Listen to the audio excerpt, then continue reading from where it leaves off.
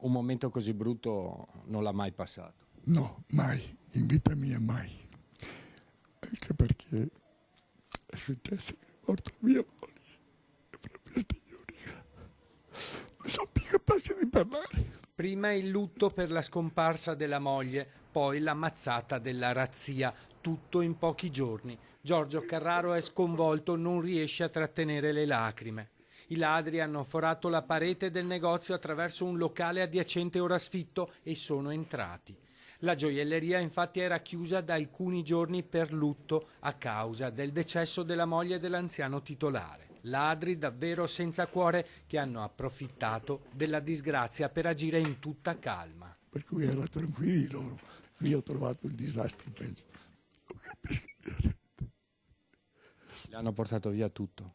No, tutto no, perché è rimasto qualcosa, vede, per fortuna, se no da buona parte. Il gioielliere nella sua lunga carriera ha subito numerosi furti e rapine. Anche la banda della Riviera del Brenta, capeggiata da Felice Maniero, lo aveva rapinato, un'esperienza che l'ha segnato nell'anima e nel corpo. Questo è l'11° furto, che i carabinieri lo sanno, e 2 rapine. La prima del signor Maniero, dico signor perché se mi viene da tiro, mi ha rotto 2 costole, il setto nasale mia moglie, e siamo un mese di ospedale a fregare mia moglie, perché aveva il setto nasale rotto e tutti i buchi, perché battevano così. Annientato dal lutto e mortificato dall'ennesimo furto, Giorgio Carraro ha deciso di mollare tutto e di ritirarsi, cercando di svendere i pochi preziosi rimasti in negozio per poi ritirarsi a vita privata. Mi rilascio l'attività qui dopo le feste qui. Chiude con una grande tristezza. Sì, moltissimo, guardi.